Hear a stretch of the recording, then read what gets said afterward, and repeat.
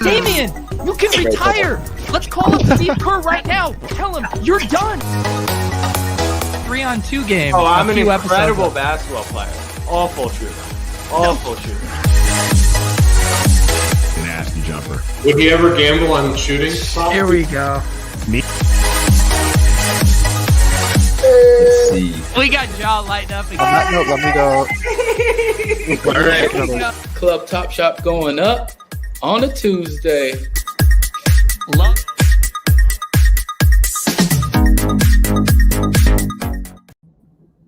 Jack, did you check your email? Are you going to Phoenix? I think what's the sad part is that maybe people don't know is that if you did the Chris Paul challenge, you get an email saying your reward is here. So let's say, and that I got that email like 3:30 Eastern, and they said they emailed the people around 4:30 Eastern. So I had already checked before I knew that, so I knew what it was. But my buddy, who I was at the Suns finals with, he completed the challenge and was eligible, had 5 entries to go to the finals, and he thought he won because when he checked his email, it said your reward is here. Oh my God. Yeah, so that's tough. Even that late email they sent a couple hours later, I don't even know what it was about. I got the tease. I was like, oh, maybe this one's trickling in here. Yeah. Andy, we're just kind of going around the horn, seeing if we won the trip to Phoenix. How about you? Yeah, well, me and all 5 of my alt challenge accounts all won. It's going to be me and a bunch of friends. It's going to be a really good time. That would be hilarious. Andy shows up with like all these puppets and like scarecrow things he's made. It's my friends. We were talking a little bit about it in the chat. It was very weird how they went about announcing it, because it was completely polarized from how excited we were when they announced that they were doing this. Like we can be very cynical about stuff going on with Top Shot, and all of us were legitimately stoked. Like, this is a badass utility thing. And then the way they did it was so disappointing. Yeah, I saw someone, I replied to their tweet, who was saying, once again, people complain about Top Shot. And I do think there's obviously a lot of negativity around Top Shot on the internet, so it's very triggering for some. I mean, we've all been triggered at some point in time, but it just was like, Andy, you said it, so I'll give you the floor, but make it fun. Like, literally make it fun. This was supposed to be fun. Yeah, agreed. And it's like, just if not revealing it on stream is just, or not like, even just lying. Just lie to everyone. It doesn't matter. It doesn't matter at all. Seriously, if they had just like read the names off the list, or if they had just faked the randomizer or whatever they did use, which they didn't say, and then they did it, like, talk about like blockchain, open, transparent, and then they don't even show us like how they did it. That's crazy too. We had some suspicions that maybe they weren't going to give it to people of notice, because that would lead to a lot of influencer talk and all that stuff. But I think what's his name is like a top 5 account on the platform. I saw people upset about that. I think it's totally fair. Like, isn't this the point? Reward your top collectors. People are like, he could probably afford to go to the finals. Like, that's not the point. That is not the point. Also, like, how sick would it have been? You have the live stream, you have your graphic designer or whatever, have a pack opening, and each pack is the username of the account who's going. Like, with the Cool Cats music bumping, like, that would have been badass. That would have been appointment viewing to watch that pack drop. Yeah, and you can like have it open up and like show their collector score, or like their rarest Suns moment or something like that, and just have a really fun experience with it. Also, I saw a couple of funny comments about my voice being deep. I lost my voice this weekend. This is actually, like, it sounds good for me, if I'm being honest. But yeah, I'm not at a peak male performance right now. Yeah, Too many sours this weekend. Yeah, we met up on Friday. The 3 of us were there, and it definitely was one of those moments where you're like out drinking, it's loud, and you are just so excited to be talking, and you just talk and wake up the next morning. You're like, oh, I talked a lot. I have no voice anymore. Yeah, well, so I was in Puerto Rico over 4th of July, and that was just like a lot of debauchery and alcohol. and also just like a lot of sun and like doing things. And so I was exhausted when I came back, and then you were here on Friday, and then I had committed to a housewarming party for some friends on Saturday. Okay. And so it was just like, it was a confluence of things. And so then I woke up Sunday morning and I like literally couldn't talk. I was like, Allie, I need water. It was honestly pretty pathetic. And like, I literally had to cancel all my meetings yesterday for work because I couldn't speak, and I had to be like, I'm really sorry, but I can't speak to you. So we need to push this back to later in the week. It is the perfect excuse for when you're like, I know I am able to shit post on Twitter still. I just literally can't vocalize my thoughts. Yeah, I tried to have them do meetings over Twitter where we would just tweet back and forth with each other, but no one seemed interested. I don't know. Yeah. What? So yeah, I mean, I think with that stuff, it's I hope Top Shot, if you're listening, you need to hire a videographer, some kind of media crew to go and follow these guys around, make a vlog. I'm sure Jack will 100% co-sign this. You need to make this. Oh, I thought you were gonna say go with them.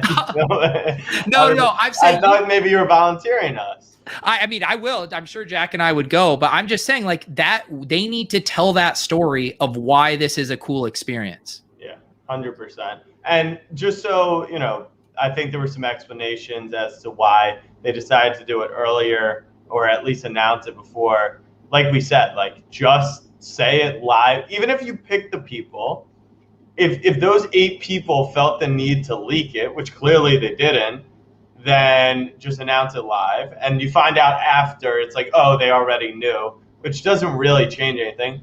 Or the snapshot was taken on Sunday or Monday, release it on Monday. If the reason you want to do it is because you booked Sean Marion, I think it's, you know, I love Sean Marion, but whatever, his running back only goes for $550.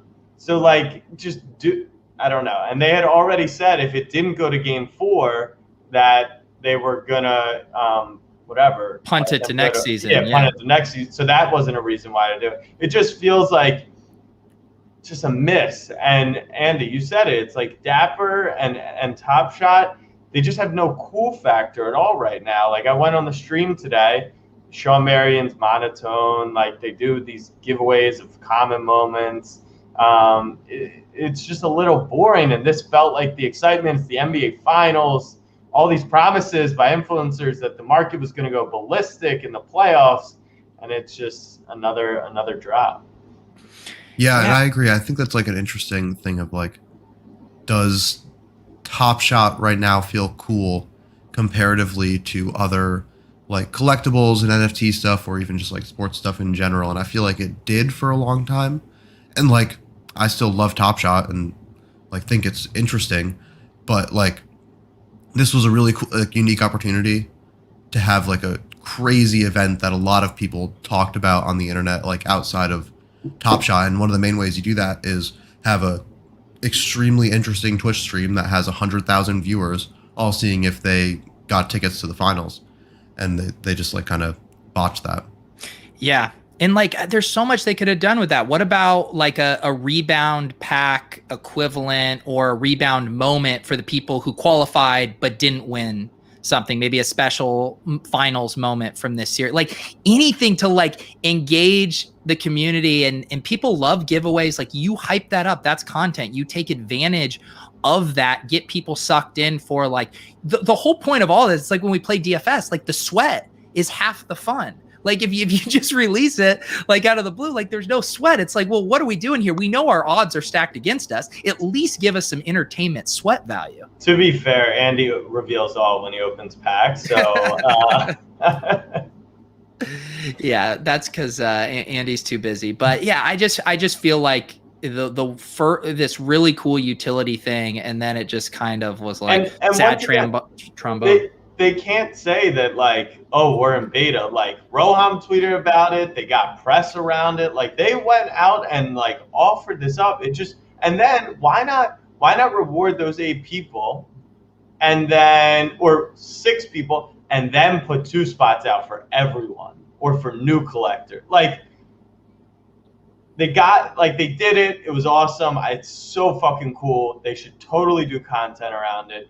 But like, did it stop there? Like, why does the community come up with all these sick ideas and it just feels like it just passes by? Once again, like, we've heard all the different excuses, beta and all these different reasons, but like, this was full go. Don't half-ass it, I think, is the takeaway.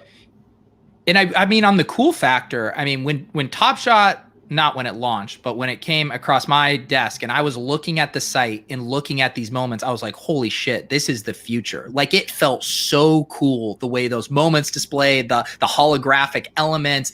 And now, like you said, it's like, yeah, sure, the honeymoon period is off from just like the pure aesthetics, but like, it promised at continuing to deliver on this cool factor. And I do think it's struggling. And it's hard to quantify that or to pinpoint it, what is cool, but like, it is missing right now. And like, holy shit, I just came up with this, but like, how does no one think of this? Mint a moment that grants you access to the NBA Finals, and you get to keep it forever in your profile. Like, and it's your ticket to the finals. And then they could do content about you walking in. If you need to scan the actual ticket, fine, do that off camera. But like, mint 8 moments, people see them get minted, and then they get delivered those special packs the same way. What was the 1 moment pack that got delivered? Like didn't they do a Steph Curry Cool Cat reward like that? Yeah, like something like that. Like, the gift as well, right? Yeah. Like, NFT technology, ticketing, NBA, like, it just, why'd we half-ass it? That's what's upsetting, because like you guys said, this could have been so fun. It made me, for the first time in a while, take a step back and be like, should I be buying a shit ton of Knicks moments? Should I be buying that, right? And then they just kind of, it doesn't mean that it's not true. It's not that it's not exciting for the future, but like, you could have gotten so much FOMO and made the project super cool. I think there's all kinds of other stuff you can do with it too, where like, what if you had a tiered system for the reward? So like, the 8 people get to go to the game, but maybe there's another 100 that get invited to a pregame party. And then they get just like random seats or whatever. And then there's another group that come and they get the pregame happy hour and a t-shirt, whatever. And then you get more people involved. I don't know. There's just so much you can do with this. Yeah. And hopefully what it is it's a matter of, they didn't realize that they had the means to do what they decided to do. And it was like just legitimately insanely last minute. And they just threw together whatever they could. And this was the best that they could do. And they wanted to kind of show something of what the future holds. Like, hopefully that's the case. And it was just this was the best they could do with the time that they had to plan it.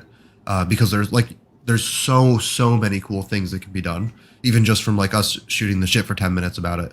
And like, I refuse to believe that no one in the organization is also thinking about all these different things.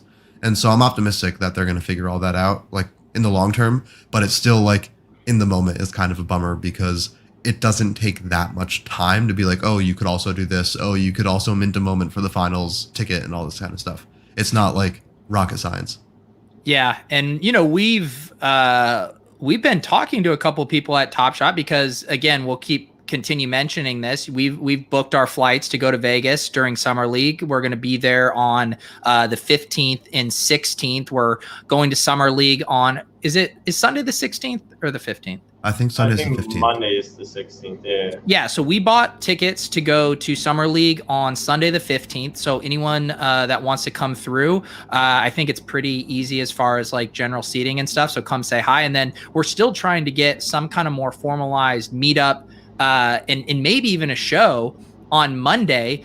And, we've been talking to Top Shot too, and we're hopeful that something can come together, but it's kind of, having this conversation is making me a little nervous that anything will come together. But man, there's content creators like us who are chomping at the bit to do stuff in partnership with them, leverage their access, their resources, and put out really cool content around the product. Yeah, I'm pumped for Vegas. Even outside of if we do anything with Top Shot proper or Dapper, I think it's gonna be a lot of fun. Yeah, and it'll be a good time.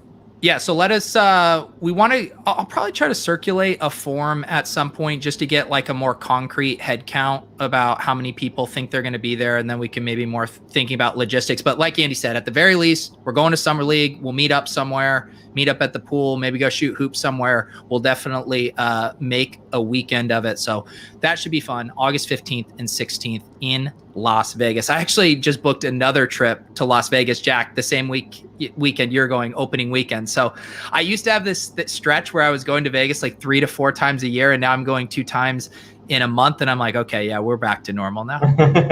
I've only been to Vegas once in my life, actually. Really? Which is kind of crazy. Yeah, so I went when Allie's uncle actually got married there like 2 years ago.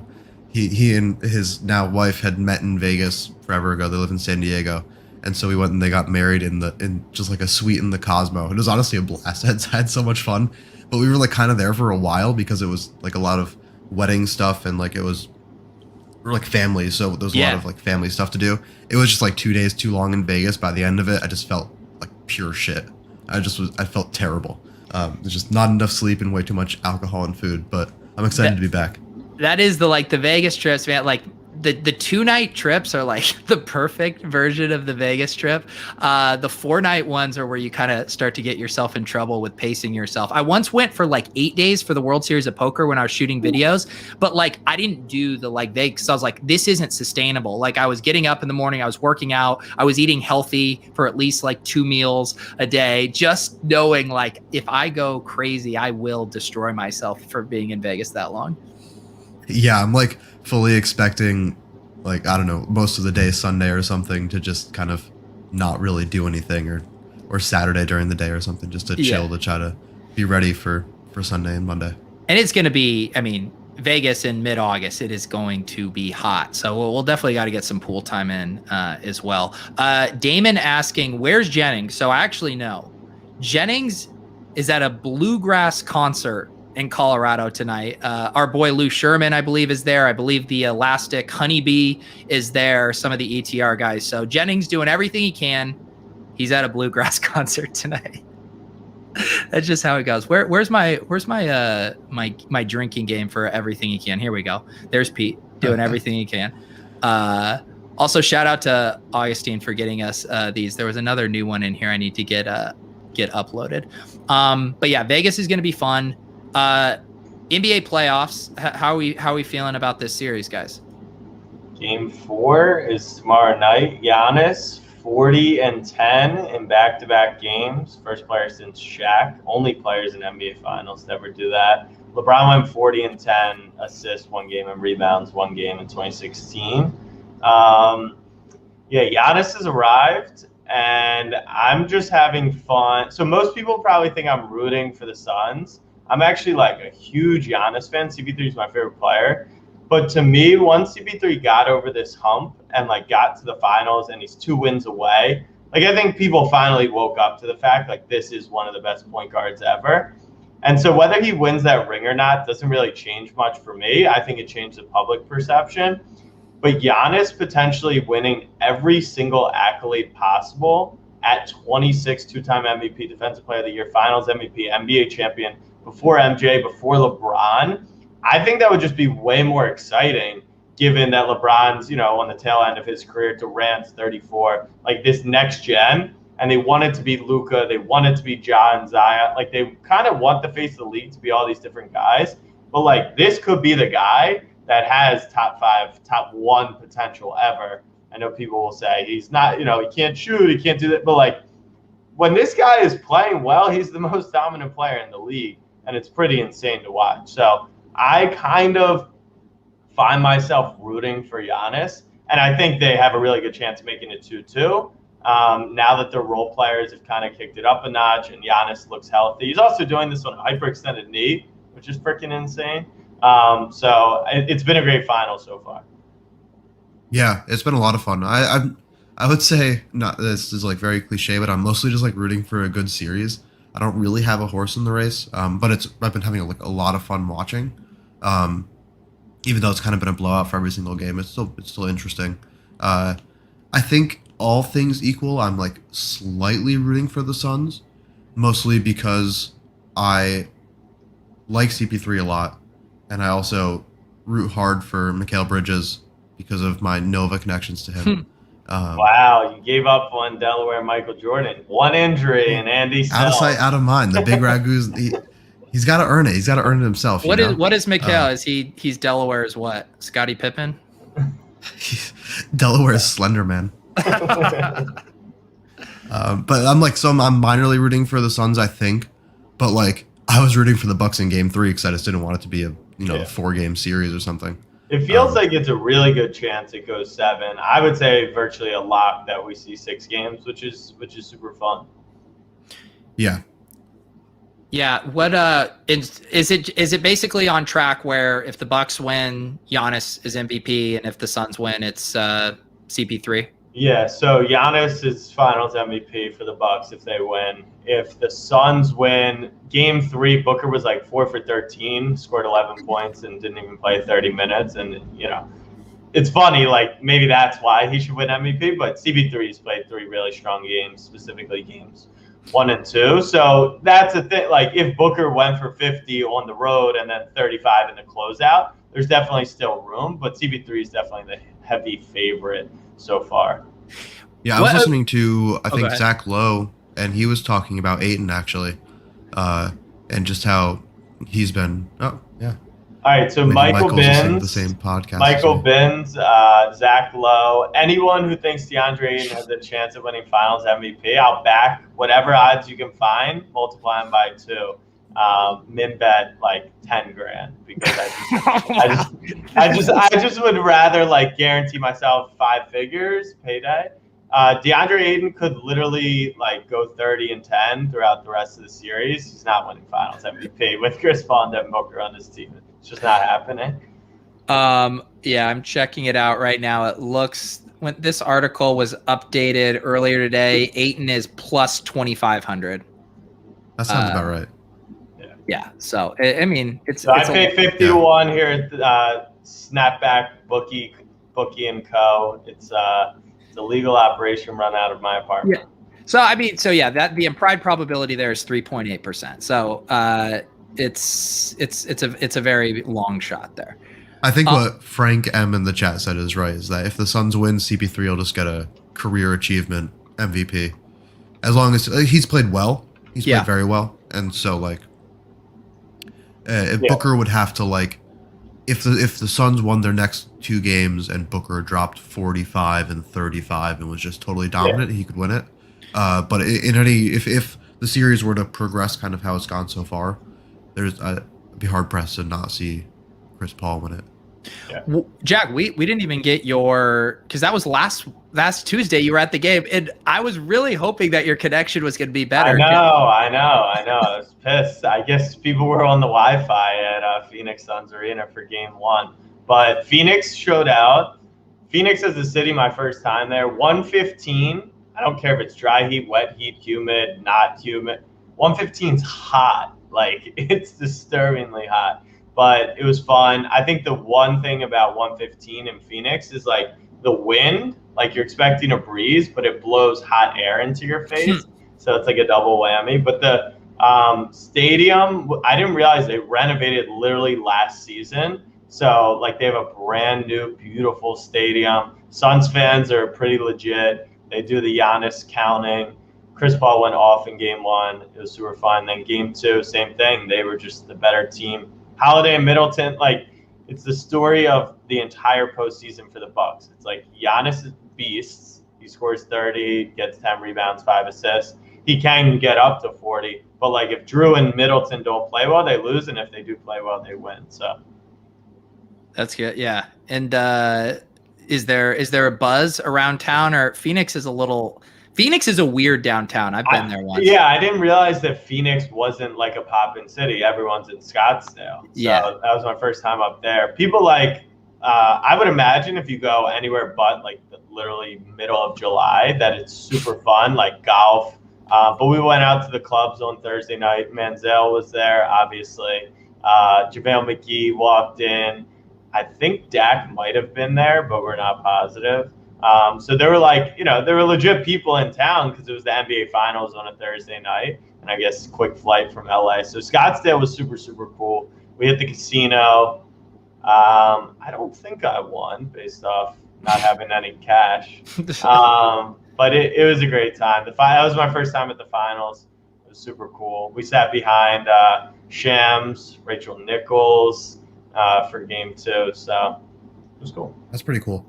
Yeah, that sounds awesome. Oh yeah, someone in the chat. Jack, did I see you bought a CryptoPunk today?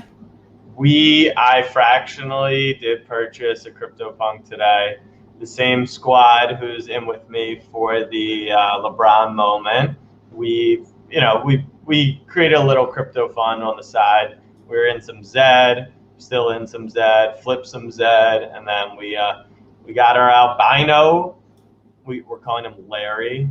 I know you guys aren't football guys, but Mr. Larry Fedora, he's a football coach. So there you go. And this is hot off the heels of your old-timey Jack Settleman gangster prohibition era photo with the hat too. That, and I wanted to tweet that picture when Italy won the Euros. I thought that would have been perfect time, but I didn't have the picture close to me. So yeah, cool punk. Punks are dope. It feels like, this is my opinion on NFTs in general, feels like there's fun side projects going around. You can flip, you can make a lot of money. But it feels like everyone kind of wants to level up into punks. And if you're not as NFTE, you kind of want to come back to Top Shot when the time is right. So I think that's fun for everyone who's in NFTs. I think you can absolutely make more returns in pickles or plants or whatever avatar project you're buying. But just know that they're not building.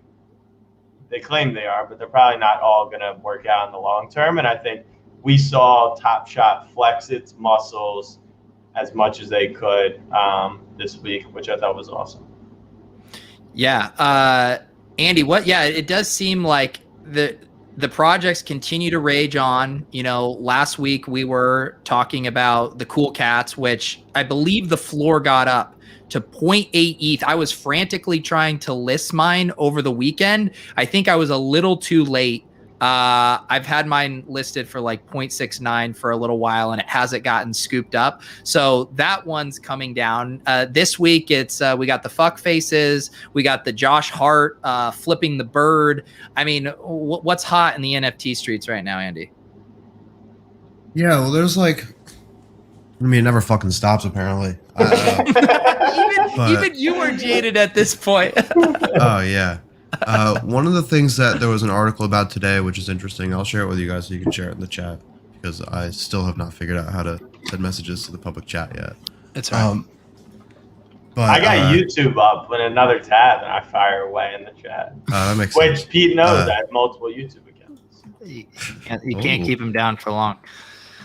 So Damien Hirst, who's a very successful real world artist, is where they're starting to kind of publicize. So Palm is a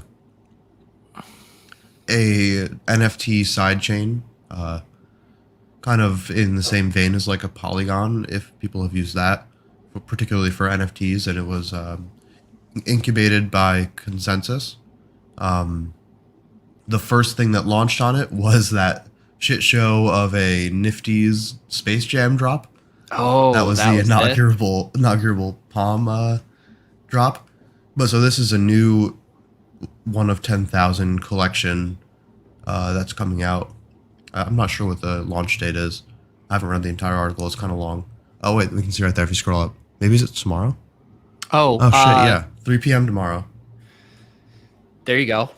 So this is this guy's. I believe he's sold hundreds of millions of dollars of like real world artwork. To be honest, I don't really know shit about him, but people are excited about it. But it's hard to know what's like VC. Oh, I'm excited about it, and what's like the actual general public. I'm excited about it. Right. And if Pete was here, he would tell you to pack your bags before you pump them, Andy. Yeah, so if everyone can just black this out, I'm going to buy into this shit tomorrow. And then not next Tuesday, I won't be here. I'll be in Paris. But the Tuesday after that, I'll tell you guys all about it. That actually reminds me, I'm gone next week as well. Me too. Okay, so maybe there it is. I was gonna offer that a show could go on. I mean, maybe Mike and Pete want to run a 2-man, but most likely we will be off next week. So glad we got to the bottom of that. Where are you going to be, Pete? I am going down. I'm just taking a week off. We got some fantasy guys that got a place on the Cape, and then Lauren has some other friends that are on the Vineyard. So we're just going to kind of bounce around on the Cape in the Vineyard for the week. Nice. Is that when you say you're taking a week off but traveling with fantasy guys? Is that like you're just not going to be home, or you won't be doing content, won't be drafting? I was like, you guys remember when I did my South Carolina trip? Yeah. I went cold turkey because I knew I would get sucked in. This isn't going to be cold turkey online, but I'm just not going to do my night shows because it's just like, I mean, once I start doing the thumbnails and the emojis and it's like 2 hours are gone. And then I have the night. And so, yes, I'm not going to push it. No night shows next week. Yeah. Nice. And then where are you going to be, Jack? I'm going to be in Fire Island for my birthday. My girlfriend's birthday happens to be 2 days after mine. So we both turned 25 on that weekend. So we got a couple houses out there. All my friends coming. Should be a good time. That sounds dope. And Andy, you, Paris, is this, I've seen you and Allie talking about it a little bit. There is some kind of conference / you're buying Allie a really expensive handbag. So there's a conference called ETHCC that goes on every year in Paris. So that's the middle of next week. I think it's Monday, Tuesday, Tuesday, Wednesday, Thursday of next week. And so we're gonna fly out a little early and spend some time there. So we're flying out on Friday and flying back on Friday. Nice red eye on Friday night. But yeah, Allie asked me while I was very drunk on Saturday night, part of the effects where I lost my voice, if she could buy a nice handbag while we were in Paris. And she after a few years, she knows me. That was a solid time to ask. Wow. She took advantage of you. Yeah, I would say so. But sorry, did you say that's your first time going to Paris? So we were there for 3 days, I think, back in January, right before COVID started. Gotcha. When Allie was still living in London, we went for like a short trip, but I was actually like pretty sick for most of the trip. So I can't say it was like the most enjoyable traveling of my life. Yeah. So I'm excited to go back. The food was incredible. Yeah. Really enjoyed like a lot of just kind of wandering around the streets there and just like popping into a bar and having a glass of wine and everything that kind of came along with it there, even more so than other places in Europe. So I'm excited to go and kind of have a little bit more time and even less agenda to just kind of wander around and find random bars and stuff. The people watching in Paris is incredible. And they the cafes are like catered toward people watching to the point where they like basically have stadium seating that just like face out into the road. And they're just like, everyone drink your beer, smoke your cigarettes and watch people walk by. It's great. Yeah, it's pretty fun. Jack, have you been to Paris? I have. I've been a couple times. Europe is just, if they all spoke English over there, and my friends and family. Actually, no, I took French. Growing up. Bonjour, comment ça va? All that good stuff. Baguette, fromage. Europe is the best. Europe's the best. It's very fun. All right, that's the next Club Top Shot trip. London would be a fun trip to do. That would be. Well, maybe we can visit Bogdanovich, since he is the face of Europe, and then we can kind of scale over to once it hits China. I mean, we all know what happens when Top Shot hits China. It's a game. It's over. It's game over. We'll own Paris. Everyone watching the stream will be so wealthy from all their Top Shot moments. It's just game over. How are the 888 cereals doing these days? Shit's crazy. You guys have no idea. That's I was checking in on because Trey and I had pulled that Middleton hollow, and I believe it has dropped a pretty good amount. I loaned it out to my buddy Mike, who you guys met from Team Hold on Friday night, because they ended up completing that LaMelo challenge, and then he was tempting me if I wanted the Fred VanVleet back instead of the Chris Middleton. And my heart really wanted to just take the FVV back. And then I'm like, Middleton's worth more. He's currently playing. Like, his value could go up. I was like, Peter, just say no. Just get the Middleton back. So I did, Trey. I didn't trade our Middleton for an FVV. I did get our Middleton back. What's a close call? It was really close call. I was looking at that Fred VanVleet, and I was like, man, this would be sick to have. What level of a VanVleet is it? MGLA? No, the hollow. Oh. Yeah. You should have swapped that. I mean, you can't have a Fred VanVleet bobblehead and not have an FPV. Well, okay, so look, I mean, the Chris Middleton we pulled, 23 is a cool serial too. Wait, why does that collector score only have 2 numbers? 8.8. Are you pulling a mic? Are you collector score shaming me right now? Wait, you're not even eligible. Let's pull up your moment regs. Oh, you got. Is that because you completed the Cool Cats? What do you mean, Jack? I'm a true collector. 26,000 points when your collector score is 8.8 cat. What is the difference? What's the difference between these points and the collector score? You have a bonus. Damn right, I have a bonus. You got a big bonus. So I mean, yeah. Well, I don't know. I haven't Hover over looked the eye next to the drop bonus. Okay. Underneath your 50 favorite team bonus, 7,500. Yeah, the Cool Cats. Once again, this 9 Lives Lounge. Who would have thought that like a Cool Cats completion means you're eligible for everything? This guy did. Wild. This guy That's why I did the Cool Cats Master Challenge so I could qualify for the pack drops. It's super high EV, got you into all the pack drops for the rest without of the time. Well, if I hadn't done that, then I would feel even less bad every time I forget that there's a pack drop because I'm in the middle of a call and I don't participate. Don't we have another? You get texted when there's pack drops. Don't we have another MGLE drop coming up? Rare drop tomorrow. Yeah. Yeah. And then there were 4. MGLE though, is it? It's the conference finals packs. Yeah. I'm really hyped for the finals packs. That's what I'm excited about. Well, see, this is where. So as someone who is very sentimental, like if I went to the games, I would be like super amped to get moments from that. In the same way I collect ticket stubs when I go to games, and I literally have a little binder I'd put them in. Like I would love to have moments from games I went to. You know they don't do physical tickets anymore at any stadiums. You just scan them on the app, right? They're just NFTs, and Top Shot couldn't even put a damn NFT for my 8 homies who were going to the game. I'm bummed about that. But they get to bring friends to the game, and they get flights. Everyone gets a +1, yeah. +1? That's weird. I haven't gotten that email invite either. Who were you guys going to take if you won? Oh, I probably would have taken one of you guys.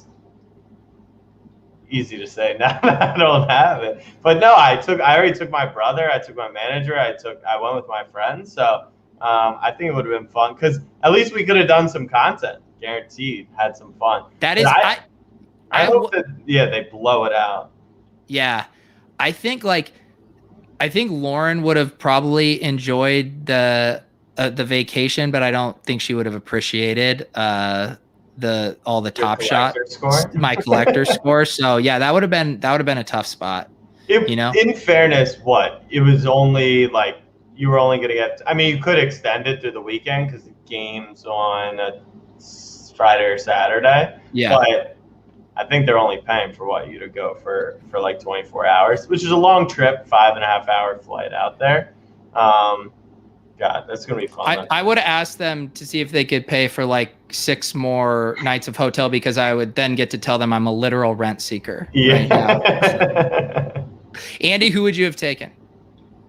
Probably one of my friends who I've like gone to a game with, and yeah, someone who I'm like at least is into Top Shot, but not as into it as I've been. Yeah. Allie would definitely have been salty for sure. But no, we're talking about our friends that we would take to a game, Babs. Not so yes, I'm talking about fuck faces. also applies to the situation.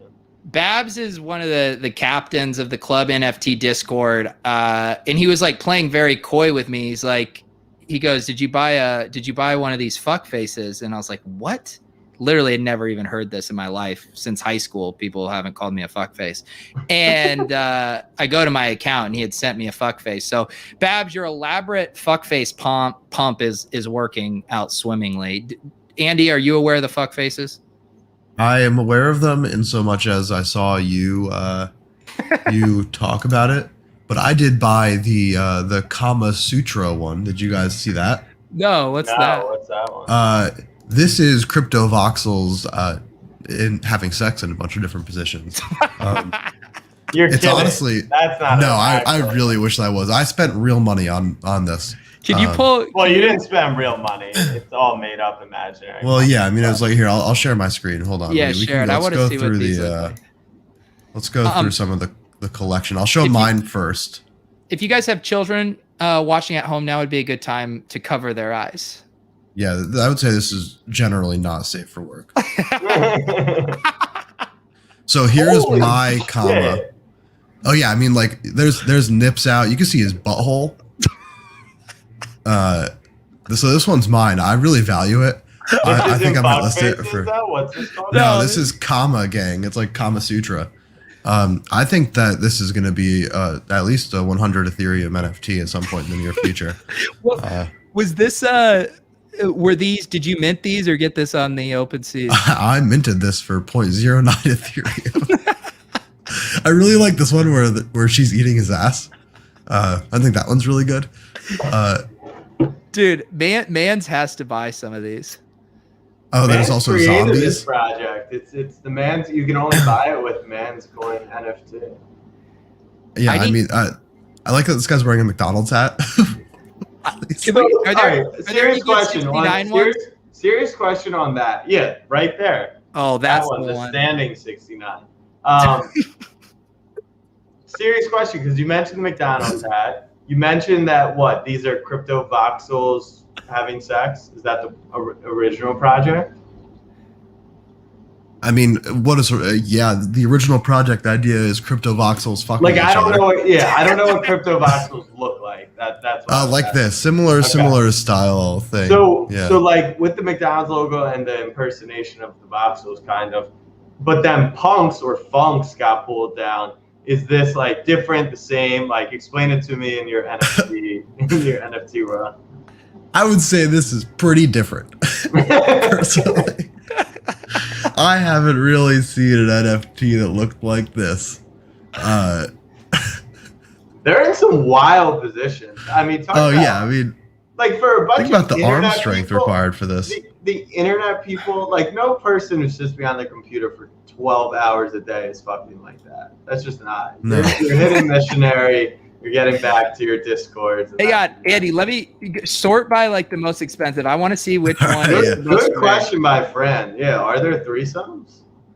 What if that's? Whoa, I think we want Are there past sales, right? threesomes? Is there gay sex going on? Like, let's be. So there's been one sale on OpenSea. This one sold for a third of Ethereum. That's like the most basic position of the whole thing. Two white people mean, doing doggy. That really makes a lot of sense for crypto people, right? Yeah. What the hell? Hold on. I'm curious what this guy has in his account outside of What kind of this freaky NFT. stuff? Yeah. Yeah. Is he just collecting a lot of NFTs of people fucking? Oh, okay. He doesn't have very much. What an eclectic combination of things here. This is But incredible. yeah, so I think this is pretty cool. How did? This one's pretty crazy. Right below the one that had a sale is pretty crazy. These are. Yeah. How did this get on your radar? From a CryptoPunks chat that I'm in, someone said this has to be the NFT top, right? And so then obviously I bought one. Really? I thought you were gonna say no. She's on the bottom, like something clever to that. No, I saw it and thought this is hilarious. I'd love to have one. I think this will really step up my notoriety in the NFT scene. Oh, is this person muzzled? Oh wait, that's an alien. Buy that one. Not buy one. If I know anything about NFTs, It's the alien. alien crypto fucker. What? I know some sick fuck watching is actually gonna go buy the alien, getting Yeah, I don't know. I think this might be the future. Can you leave a little advertising on for this one, Pete? Like ads will fly on this. It was just no like Danze Kuduro. Oh, I feel like this one's number 0. I feel like this one's pretty rare. That is rare. I feel like this is the future of NFTs. I don't know. I did, it took us a while for us to find kind of, the true platonic ideal of NFTs, and I believe that these are them for sure. Yeah, I'm excited. I'm gonna buy a bunch more. Maybe if they're not sold out, I'll mint some more so I can give them to my family. Make sure I have something to pass down to my future kids. You said I just want to. they cost I want to how set them up. much? I think 0.09 Ethereum. Which is how much? So like $200. What? Mans might have just bought the 69 one. Oh, let's go. Wow. Wait, I mean, that's great bid equity, right? That's incredible bid equity. That is not. You can see their penis. That is the biggest waste of $250 I think I've ever seen in my life. And I'm a man who respects content plays. But holy shit, that's expensive for that. Mans only buys what he loves. If you look at what he has here, he bought the Broccoli Bros Dean, 101 Oculus. He's got his 2 horses. I mean, he keeps it pretty close to the vest.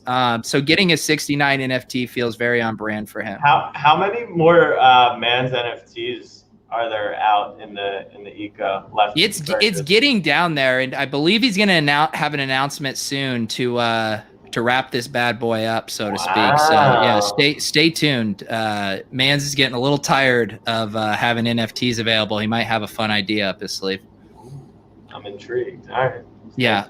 Oh, so you think Mans will just like email the winners ahead of time and then go live? Yeah, no, and he'll email them. He'll tell them to keep it quiet, and it'll actually be announced in a year after. Once Mans is out of beta. Oh, there we go. We got one of the Broccoli Bros. Please just no one tell my wife that my alter ego brought 2 Legos 69ing each other. Hypothetically, would the Mans be at NBA Summer League or? Hypothetically, Mans' producer sometimes gets exhausted just thinking about him, but maybe if the opportunity arose. Last time the Mans was open to have some fun, I think you sold. And that was the top, by the way, when Mans sold. Mans having a more successful NFT drop than Damian Lillard, I think, really emphasized how important community is. Gotta love the community. Okay, Andy, did you send me something here? Did I? This was the other. That was the one you initially pulled up. Sorry. Yeah. Just to transition away from what is a very promising project that Andy's going to pay for his future kids' college on. I would love to hear some questions from the chat. Not necessarily questions, just like thoughts on Top Shot that we could discuss. Complaints, positives, just like an open combo. Because I feel like our discussion around the drop, what went right, what went wrong, or the finals experience was fun, and I think it's interesting. So if people want to throw questions in the chat, that would be fun. Willis says he loves Top Shot. That's a lie. We know that's a lie. While the questions are trickling in, we're kind of triangulating on NFTs and Top Shot. First Mint dropped their NFT today. I was going to try to get it. I messed up my time and they were all sold out. I saw MBL tweet about it. I believe there are only 300. Was that on your guys' radar? I'm a big fan of them. And I think I had a conversation off the record with LG months ago about like this idea of community coins and being able to support from day one, but also potentially being able to be rewarded from day one. And if investors were to come in, it could increase the value of those NFTs, not just the value of the company, different stuff like that. So that's really awesome to see him, start to pull that off. I did not get involved. I saw some negative discourse about it, that it was just a token that was disguised as like a T-shirt for $300. I didn't do enough digging, to be honest. I love that level of cynicism of like we are literally buying like, you know, people like Legos having sex with each other, but like something that comes with a t-shirt and Discord access is somehow lame. It's like how warped is your brain if you think like that? Did either of you guys watch the new season of I Think You Should Leave? Yeah. Pete, we talked about it a bit. I have one episode left. So I rewatched the Dan Flash's shirt skit kind of under the guise of thinking about NFTs. And this means a lot of nothing to everyone else, but I highly recommend. It's in the first episode of season 2, I Think You Should Leave.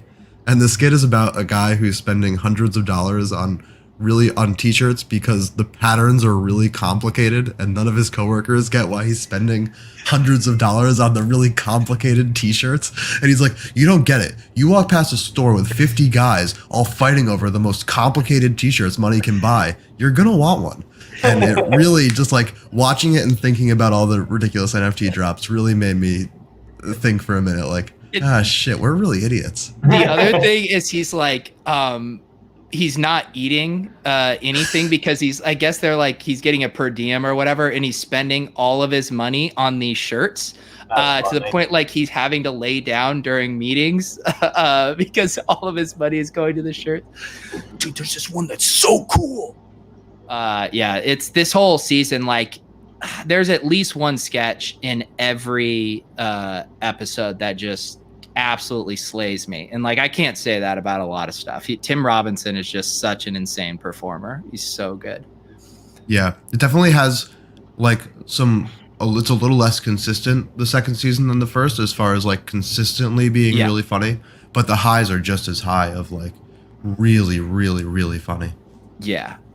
My God, yeah. And they have this way like with the writing of it, they lull you into the most kind of like normie scenarios, and then it's just so fucking weird. And they like have these throwaway jokes. I know this is like painful for people who haven't watched it, but Andy, you know that scene where he like arranges like the doppelganger at the office trying to make it look like one guy's taking shits, and that sketch is funny, but there's the throwaway scene where he gets a notification on his phone and he's trying to sell a bike stand on Craigslist, and he's like super mad that this guy 200 miles away wants him to drive to him, and it's just like this throwaway thing. He's like dude, you gotta come to me, you live so fucking far away, dude. And it like the specificity and the weirdness of some of the stuff is just incredible.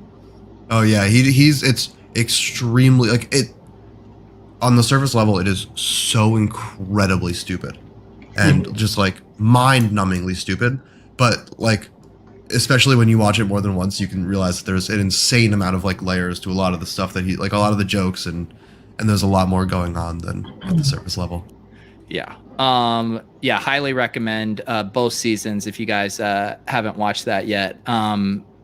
Let's see. We had some questions coming in from Yeah, there were a bunch of questions. Yeah, I'm scrolling back in here. All right, I'm gonna grab some more water for my go shitty throat. I'll be right back.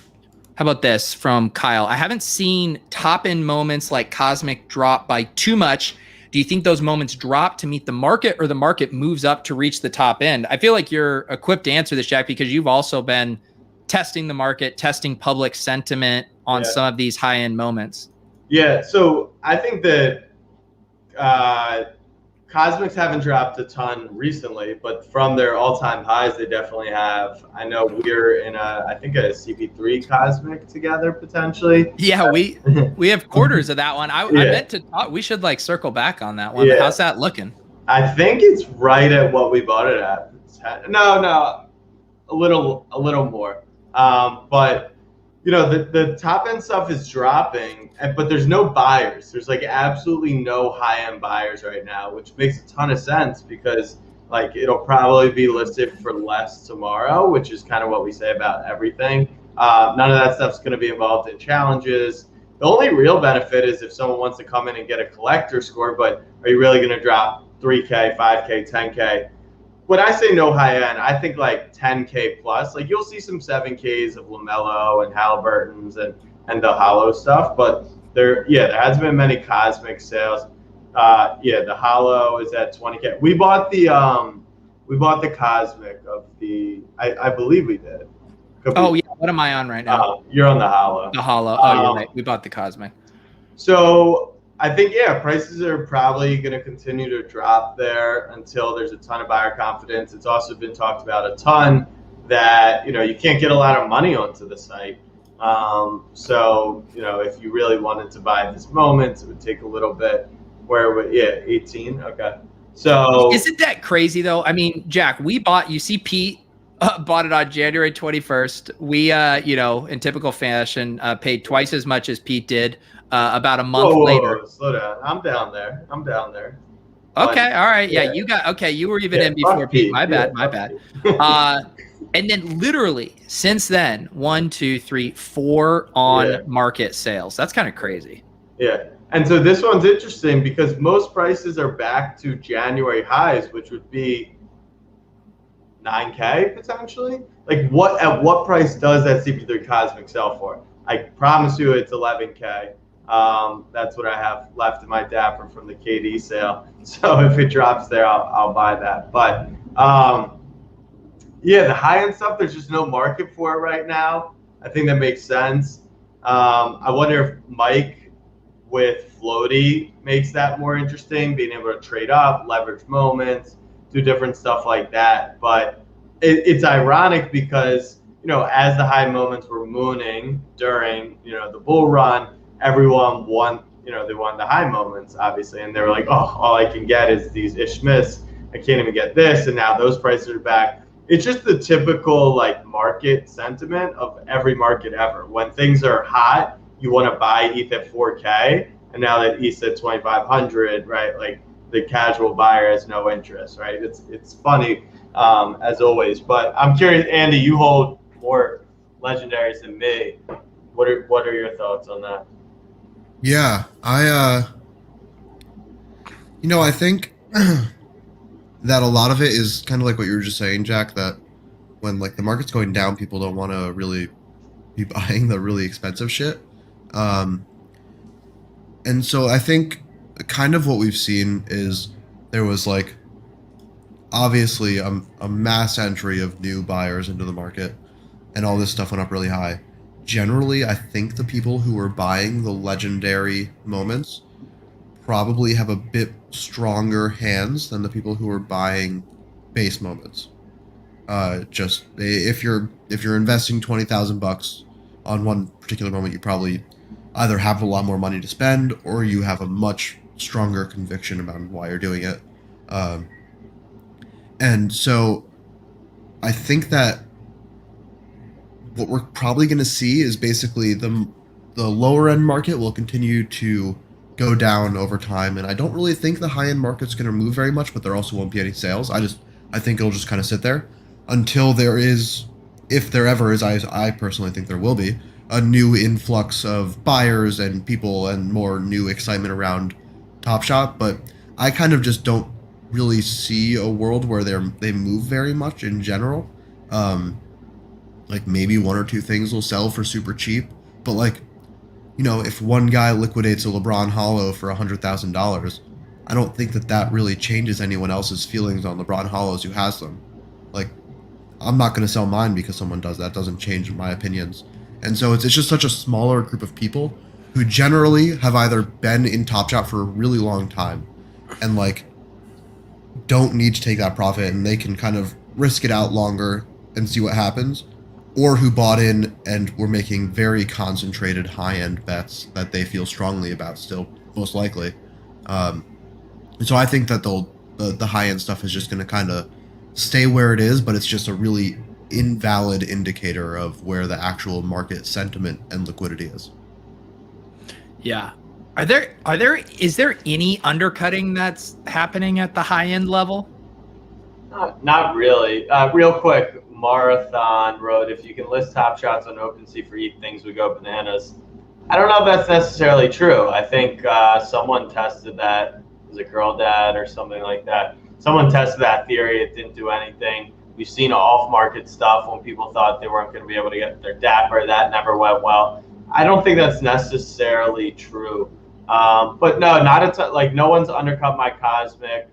the person who had the LeBron Kobe tribute from the top to 59, I saw that it was at 250, then they dropped to like 199, then for like an hour or a day or something, it was like at 123K, but then they fully pulled theirs. So I don't know. Like, do you think if a LeBron Hollow was listed for 100K that it would sell right away? It would sell within a week? Like, I really do not know. But like you said, like that's the lowest I would drop my Cosmic personally. And I think that a lot of the people, like you said, have strong hands. They think they would have to probably go super low to sell it, and it's just not worth it at that point because they know it is more valuable. And I think one of you has mentioned it before. I never really thought about it until you guys said it, but it's like, if you're not willing to buy at that price, would you, you kind of have to sell it. And same thing, like if you're not willing to sell it, if you're willing to sell at a price, it means you're not willing to buy. And I think if a LeBron Cosmic were to dip under that price, that people would be very, very interested. If you're a long-term Top Shot believer, and if you're spending 150 grand on a Top Shot moment, you're a long Top Shot believer because you know you're not flipping it in a week. I mean, I guess it is a question of like, what's is the tail wagging the dog here as far as like the top end, or is it the bottom end that's going to ultimately actually funnel up? Because even when things were bottoming out, you would still see way more activity on the low end. It does seem like you need things to move up because then people love playing that ladder up game. Everyone's trying to flip for the commons to get the rare, sell a couple rares to get to the Cosmic. Like that's just the natural progression, at least that we saw the first bull run. Yeah, sorry, I had to sneeze there. I also made totally unrelated to everything we've been talking about. I trimmed my nose hairs too short, and I can't stop sneezing.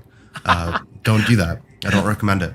I didn't even know that was a risk of something happening. Wow. It's one of those things in life we don't realize we need until you don't have it anymore, Andy. Yeah, there were apparently important. There were a couple other questions. If you guys sent a question earlier and I missed it, just send it again. It's fine. Michael's there. Okay, there we go. Serious question. This is about someone buying the floor of a middle tier moment, like 15 moments. See the Blake Griffin throwdowns yesterday. Is there something going on when whales do that? That one by the floor. I would say probably not. That stuff is more related to completing team sets, getting your collector score up, especially right before a pack drop. That would be my best guess, which I think has made it fun. It's made moments that typically would not, have a potential to sell. I'm not talking about bottlenecks. Like, I don't think you need to create all these bottlenecks to force moments to sell, but I think it encourages people, if the NBA finals are going on and the NBA offseason is coming up, like no one's going to be top of mind. So if you think this is a good time to come in and you want to complete a Knicks set or a whatever Blake Griffin team that was, Pistons or whatever, I think that's cool. Yeah. And I don't know. I think, there's we've seen lots of stuff where guys have conviction on a moment being undervalued and want to make a big play. I mean, Andy, how many of the same moments have you bought at once? You said you were buying the same moments for like weeks, I used right? to crash my computer. So there was like I'm looking at the Blake Griffin moment in particular. It looks like some guy just bought 10 of them and moved the floor from 250 to 350 ish. That happens. Like probably he just wanted to have a bunch of Blake Griffin throwdowns. But good for him. It wouldn't be my first choice of moments to drop a couple $1,000s on, but I wouldn't look into it any more than that. I think like back when things were significantly cheaper, I would like literally open up tabs on my computer to the point of like crashing my Google Chrome because Top Shot's like website performance was significantly worse than it is now, and so loading the site was like really strenuous on your computer, and I would I would buy hundreds of the same moment. Namely, the one that I did the most of was Jaren Jackson Jr.'s like common moment from Series 1. I bought like I think over 100 in one day of all just like the $1. I basically just swept the floor of all his $1 moments. And so like the same thing happens with stuff now, just kind of, at a different scale and different price points. I think end of the day, it's probably a good thing. It probably means that that guy thought that the market had kind of bottomed out on Blake Griffin throwdowns and wanted to buy a bunch of them. Generally, that's a good sign, but I wouldn't read into it too much more than that. Yeah, and then let's see. There's another question. Someone was, why is Top Shot holding so many rare packs back? I wasn't as aware of this. I know they still have a lot of those Series 1 common moments that are being withheld. The Steph Curry, James Harden. They hold packs every drop. So that's standard. 20% might be high. I think it used to be 10. Here's the thing. People want, it's funny, like I see, when I think it was Josh Hart, before they announced he was in a long-term deal, he got some free packs and people are up in arms. But like, people want marketing to be turned on, but they don't want anyone to be given packs, which I think is interesting when that's kind of the best way to market the product. So if they think that holding those packs and giving them away and doing them on Twitch streams and having influencers post about it, like, if it's not a true collector, I know you're upset about it, but like, you want marketing on. So how do you want it marketed? You just want Instagram swipe up ads? I don't know. Yeah. Also seeing a decent amount of questions about how it's going to go in the off season. Question here about, will there be a quest for Olympic Games worth of device? They said, yeah. I actually think they said, yeah. There won't be Olympic moments, but they're going to use the players in those quests. I personally have not completed a quest. I think, what is it? You like get 7 of the top 10 rebounders in the game or something. Like, I think it should be like it should be a game. It shouldn't just be like a who's holding more. But yeah, I don't know. I definitely feel like on previous shows we've brainstormed a lot of stuff of things that could happen in the off season, and I mean, because of the kind of weird, still kind of COVID impacted schedule of this year, it's still, weren't we slightly delayed? At least Summer League is more delayed than it was normally, but I feel like the season's going to get here again very quickly. Yeah, it'll be less than a month from the final game of the season to the final of the Summer League, which means the Summer League is going to be a few weeks. The NBA draft is in a couple weeks. Free agency, I think, is August 1. So, if we want to talk off season, what do they have to do to keep interest? And then also, like, what's the off season going to look like? It'll probably be shorter.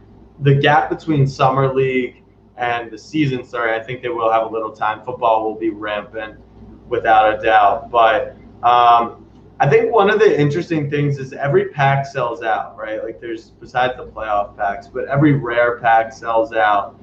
Every legendary pack sells out. One of the things that keeps cards super, super interesting is the breaking business. So these guys have relationships with Panini, and they buy, massive box of cards, hundreds of thousands of dollars of inventory. They go live on YouTube. You can buy into teams, so you can buy the Nets. They're priced at $12. The Clippers are priced at $15, and then in Zion's rookie year, $99 because you could pull a Zion. I personally think they don't need to back them necessarily, but I think they should encourage that business and figure out a way, because like, if you want to see the returns, right, and you constantly want to have activity around the marketplace, that to me is a super interesting way. And now that they've built in the collector score aspect, you can reason with yourself, I'm going to buy the Knicks spot every time in these breaks. And if I hit an RJ Barrett serial number, holy shit, I just made $5,000 off $20. But if I didn't, I end up with potentially some Knicks moments. So the breaking business, I know, is super fun. People are always down to rip packs, always down to gamble. That's what NFTs are. Yeah, it says Moments Ranks planning to use Moments for daily stuff, which I think would be fun. And I think there's 2 tiers here, right? Where it's like, there's like what's going to entertain you personally, and what's going to garner more interest for people who fall in love with Top Shot for the first time. And I think those are two wildly different propositions. Yeah, I think kind of what Jack was saying too, it like if you take a step back, really kind of what Jack is saying, and I tend to agree, is that I would love to see Dapper and Top Shot start spending more time and effort and marketing around content creators and people who are building community than just like getting some retired NBA player on a stream. I think there's a place for that, and it's good, and it's definitely not a bad thing, but I think that there's a lot of room for Dapper and Top Shot to grow in building up and working on partnerships and different community building events with brands and content creators and Twitch streamers and YouTubers that will probably have a significantly larger impact than someone who decides to tune in because their favorite retired NBA player is on a live stream with someone from the Dapper team. And so that, like, a great example of that is pack breaks, and that would be an awesome way that they could really start to do all of this. It's probably like the most obvious, but in general, I think that like there would be exponentially larger returns than necessarily just partnering with athletes. I'm actually interested if we did like my Deck the Hoops or if anyone had a legendary pack, right? Like the sentiment around Top Shot is that, you know, it's not that exciting. There's not this entertainment level energy, but like if we did a pack break, do you think it would fill? Like, do you think there would be a ton of interest? Do you think like people would come to watch it? Do you think like that would be exciting? Is that still something that would be, you know, big? I think what we have learned from the 15 million different profile pick NFT drops is people love gambling. Like, yeah. I think like Top Shot pack openings honestly are not really gambling. Like, and they've been very intentional about this. That's part of kind of the regulatory concerns that they have and different things is what Top Shot and Dapper is going to put into a pack, a finals pack or something. You have a pretty good idea of what you're going to get at any given time.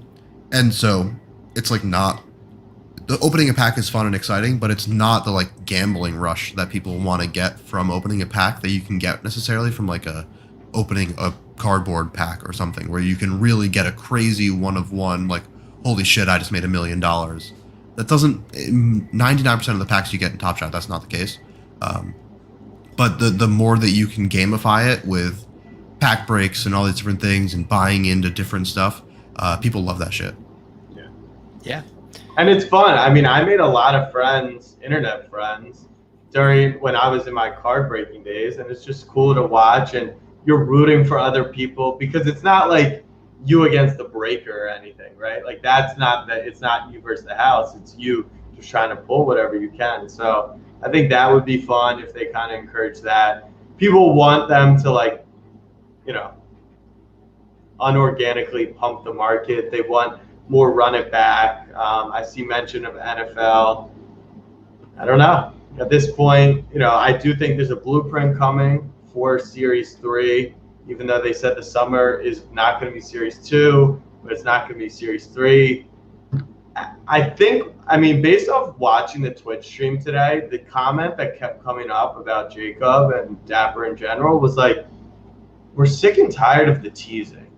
Like, we are exhausted by being told this is what's going to happen and guessing and basing our knowledge, and then it doesn't happen, or if it does happen, it's done this way. Like, I do think a lot of these card brands, like, their releases are very known. Like, this is when we're doing it. This is how we're doing it. This is, you know, kind of, we don't know the mint count or how many were printed necessarily, but, like, if you get a 50 of this rookie LaMelo Ball, like, you're going to have a good idea. And so I think just cutting out, like, I mean, I don't even know, like, you don't know how the collector score works. You don't know, like, it's very complicated. It's a lot of teasing, and they need to kind of set plans for all this stuff. Yeah, I think they're like, it's kind of, there's two sides to it where it's like, either they can have a lot of unknown and we're not really going to tell you a lot, but then there's also like some crazy shit that's going to happen where all of a sudden you have some insane moment in your account because there's so much unknown and who knows. Right. Or there needs to be a very clear path and pattern forward where it's significantly more predictable and you really know what's happening. And it's maybe not going to be quite as crazy. There's not going to be some insanely rare moment in your pack or something. But when you have the unknown and then everything that comes out is like relatively milquetoast, that in combination is just like not super. It doesn't get people like excited to be like speculating on what's going to happen or anything because you really know it can't be anything like. And I think the going to Phoenix for the finals is like a great step in the right direction there, and making that kind of stuff more clear. I see Ricky in the chat like the IG effects, like I don't know. I saw you try it out. Yeah, and like to be honest, it like barely worked. I understand like it takes time to do that shit, but it's like I don't know. I understand it's tough for them because they are trying. Obviously, it's in their best interest to make the product successful, right? Like I don't think that's unclear at all. A lot of people were saying they over minted, sold a lot of packs to raise at a high valuation. Whether or not that was true, now they actually have to fulfill that, right? Like they do have to have everyone's best interest in mind. And I think like they thought maybe that would be cool and then people are sharing it on social media. But then it's like, I don't know, in the middle of this bear market, could we create something actually dope or like a shitty IG effect? I don't know. I really don't know. Yeah. As someone who doesn't use Instagram anymore, it was not even like I saw it and just scrolled past it. Yeah. It's like, yeah, it's fine. This is what it's like making content these days. Are these guys still talking about Top Shot and then literally 20 seconds later, love when you guys talk Top Shot, always on point. You can't win them all. But yeah, we are still ostensibly a Top Shot show. There's I'm only happy to talk any other NFTs if anyone has any questions about other NFT stuff. Yeah, let's talk about me NFT shipping Underdog Fantasies Jack. every contest that they have. Do you want to make a wager that I'll max enter? I just don't think you even have the time. Like So when you challenged me to max enter, did I? I was already planning on it. No, you didn't challenge me. You said I wasn't going to max enter. And are you willing to be on the clock in 28 drafts at the same time? That's what it takes to be this committed, Jack. Because you don't have the time to max out via live draft. So it's can you bang out the slow drafts? I don't have like the number, but I started hopping. I have $2 left in my account. That's all I have. So what's the key? What is the key? Because these slow drafts they're gonna take the whole fucking summer, right? Like 18 picks. Are they not going to take a month to finish? They are going to. They can be slow. They have a period, I think, when they're a couple weeks out where they cut off the slow drafts, and then I think they also might even shorten the timer if it gets close. Yeah. I think the interesting thing right now for Underdog is, they have the $1 Million in One contest that launched when we were in Miami. Everyone on Twitter is like, give me the $5, give me the $5. They launched that. We're like a week and a half and it just passed 70% earlier tonight filled. Just an insane amount of desire. This could there's a little analogy here to like Top Shot, right? Like high end, low end, like people want to flip and buy the $1 moments. Like, 5 drafts versus one of the other drafts. It's not like a huge difference, but the market is saying differently. Like the market is filling this at a rate that is even disproportionate to being 5x the price. It's crazy. Yeah. And then the fast drafts, I thought those were like 20-minute things, and I started doing them, and like they can take like an hour, and I didn't realize that. Yeah, I'd say the fast drafts, if how fast your room is, you can even sometimes get like a 45-minute one if you're really cruising. So when I told you I was just going to fast draft the week of 130 entries because I was waiting for all the noobs, I didn't realize. I thought they were like 20-minute things. I was going to have 3 pop in at every time. So, yeah, I got to rearrange my strategy. but I will definitely be max entering. And I'm gonna ship it. Jack, I mean, you saw what happens Monday when you try to live draft 3 teams at once. It's not. Please It was don't. a poor performance. I don't think Jack. it's that hard. Okay, Jack, you fire up your stream of drafting 3 teams at once. I think I could do 5 squads. I can't wait to watch this. I think I could do 5 I puppies. cannot. You know what? This is what, Jack, I'll have you on, and I will just get everything set up. You'll get the drafts, and I'll stream it for you and heckle you while you draft 5 teams at once. Yeah, I'll say the one tough thing would be reading to the chat. I think I could do the 5 drafts if you were entertaining, making fun of me, engaging with the chat. But I don't think I could read chat and draft. Oh, you mean like what I did? Well, you only had 3. You only had 3. Only at 3. Yes, please come join us in Underdog Fantasy. We're still even 2 weeks away from training camp. Basically, no real news right now. I mean, once the news comes and starts shaking up ADPs, it's going to be super fun.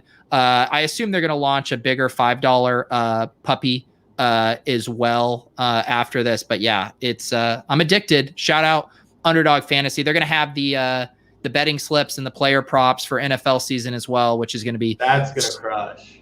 I've been like left out, like looking at the NBA ones just because I don't know the NBA well, but I cannot wait for the Thursday night. The one frustrating thing though is like you have to take 2 players from different teams. So like on the primetime games, sometimes you got to fade or you got to take like when you're trying to take correlated, which sucks. But yeah, Pick'em's gonna be fun. Will you play like DFS draft on Underdog? I've done a couple of them, but on short slates they're not like 200. But best ball is obviously fun. Playoffs, I'll max enter the shit out of playoffs. The playoff draft is so fun. Like the strategy. I did for NBA. The strategy is just so captivating. And to be fair, if you shipped this year's NBA best ball,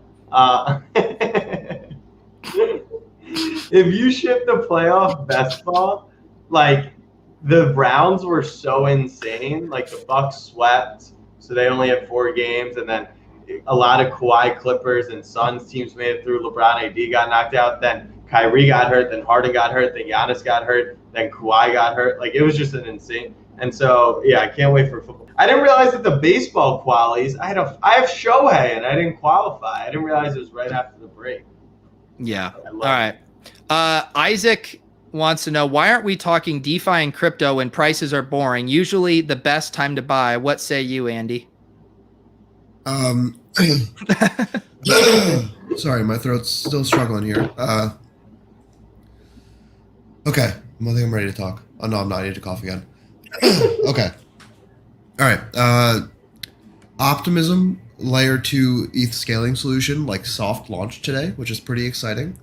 It is Ethereum layer 2 optimistic rollup, which is it's a scaling solution in the same way that like Polygon is a scaling solution, but it has a significantly different like consensus and security model that is actually reliant on the security of Ethereum, as opposed to like Polygon's security model is reliant on the Polygon Matic token. It's very exciting. So they like soft launched with Uniswap, and I think Synthetics should be either launching today or very soon. They have literal instant transactions. Like there is no pool to like see pending transactions. Like they don't exist on the network. Right now it costs like less than $1 to swap on Uniswap on there, but they have like limits on how many transactions a day they can do while they're kind of ramping up and testing things out. But that's really exciting. I think it could be like a really, really big step in the right direction for a lot of Ethereum scaling stuff, where people will probably be more comfortable bringing a lot more money into that system as opposed to Polygon, which offers less security than Optimism. The main thing, if you do end up going to try it,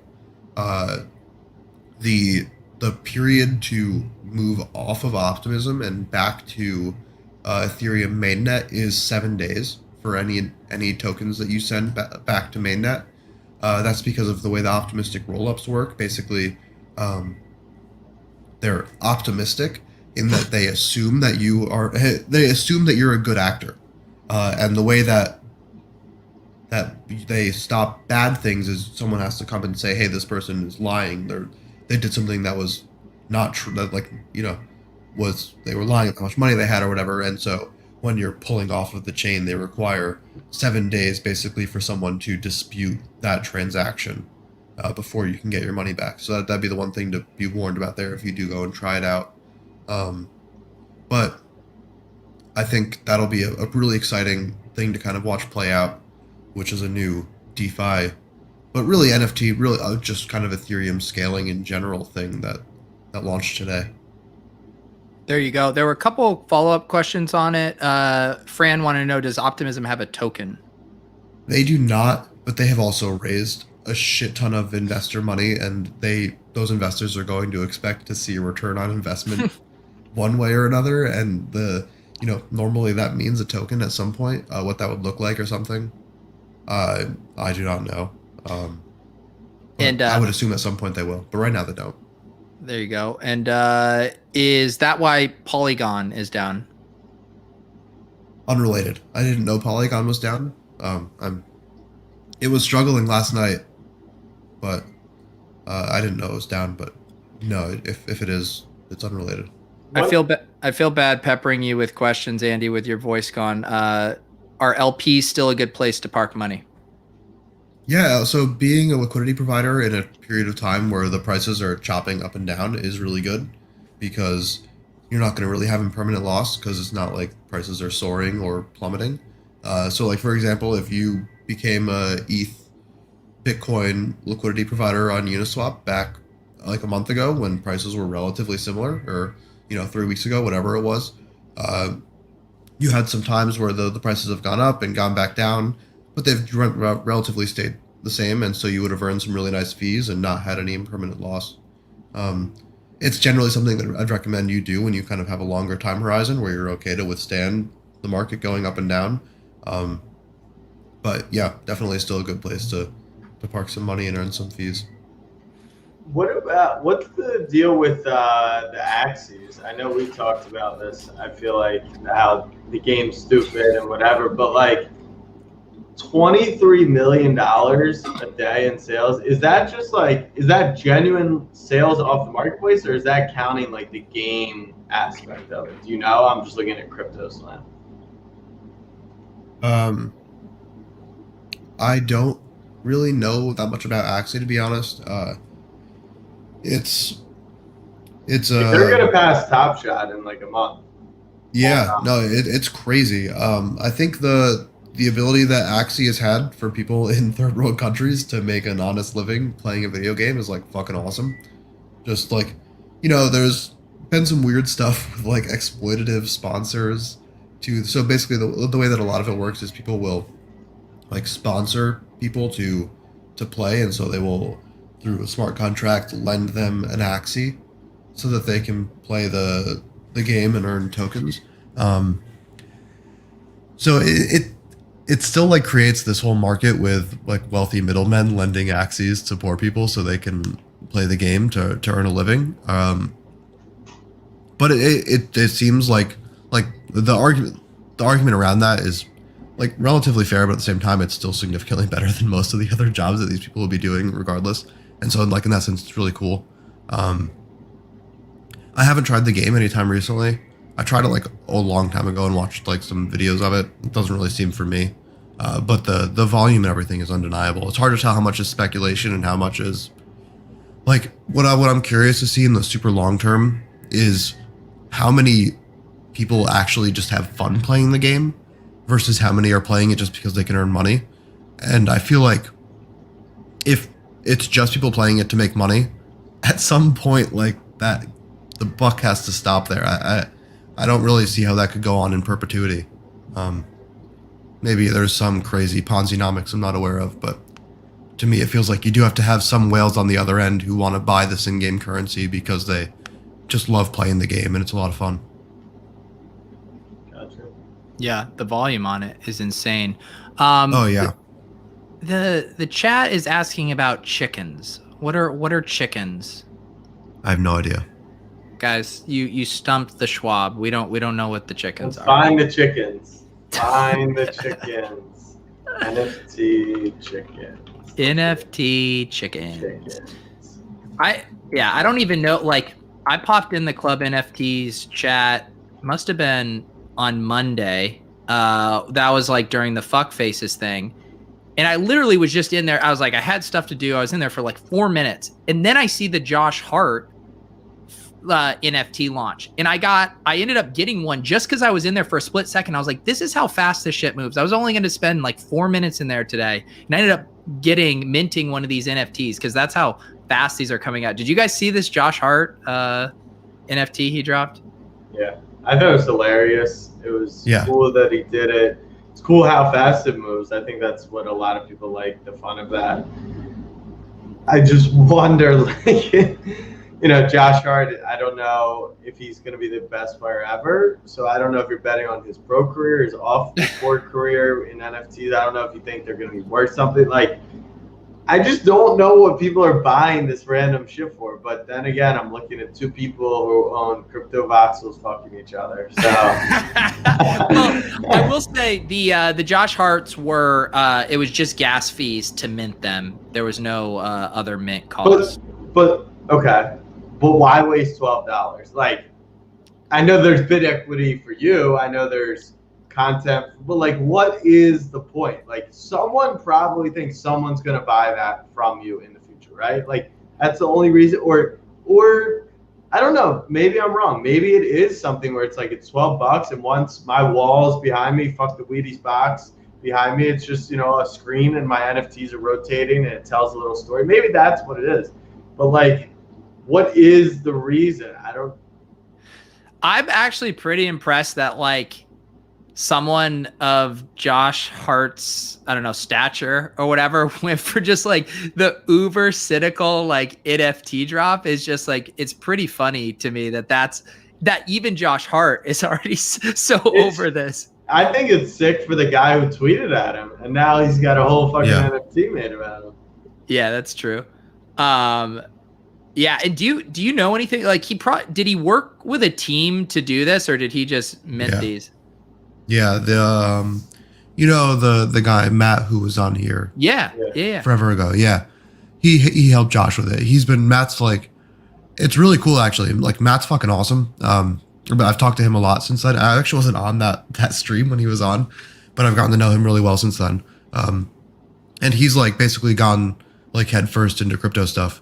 And so he's working on something called Jenkins the Valet, which is like a Bored Ape Yacht Club like storytelling thing, kind of similar to the Punks comic, but with a lot of different spins. Both are cool, just different. But so I think he helped Josh out, and either the team that he's working on with that just kind of helped him spin it up, or they, through connections to people that he's met at this point, were able to spin it up pretty quickly. Because he DM'd me about it like very shortly after the tweet and was like, hey, do you know anyone who could help with this? And I didn't see it till the next day, and I replied and I was like, oh, hey, what's going on here? And he was like, yeah, we're going to release this in like 12 hours. Yeah. Yeah, it was crazy because I got the first one with like relative ease. It was like $12 gas. And then I went for a second one and it was like $1,800 gas. Like it changed so quickly. What did he release them on? Oh, he had his own website interface. I guess I don't really understand how that works, Andy. How does the tech on that work for minting? I haven't looked at like their exact platform, but generally it's actually super easy to make a website to mint NFTs. You just deploy a super yeah, it takes very little effort. You deploy like a super basic smart contract, especially one like this where all the images are the same, and then you just call one function and it's very easy to make that like pop up your MetaMask and do everything with it. What about fucking Farmville? Everyone played that game. Couldn't that be like a gamified game?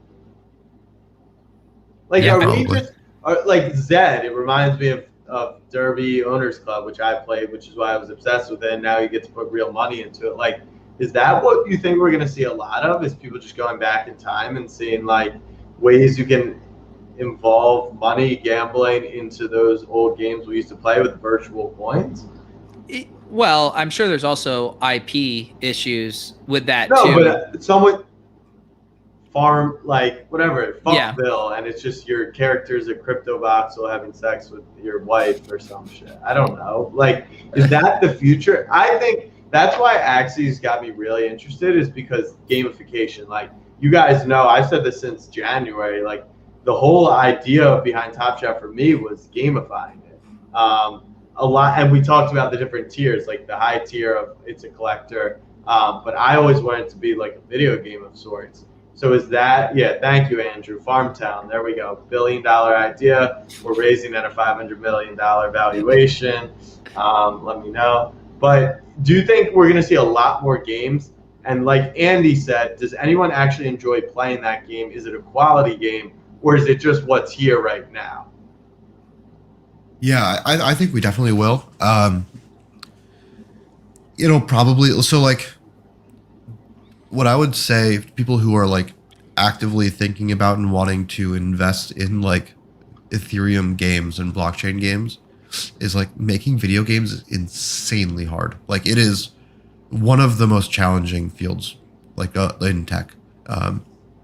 And like most blockchain devs who like playing video games and want to go, oh, I would love to make a video game one day, do not have what it takes to make a video game. Myself included. I've gone down that road and tried to teach myself Unity, and that shit is hard. I'm not creative enough. I thought I was. I definitely was not. It's an extremely challenging field. And so I think we're going to get a lot of really, really shit games kind of at the start, because there's going to be it's going to take a while for like real game dev studios and all this stuff to be like, the legitimate ones are going to take a long time to be spun up. And there's also the ones that are already existing and are working to incorporate Ethereum. It's going to take them a long time. That's not like an easy process.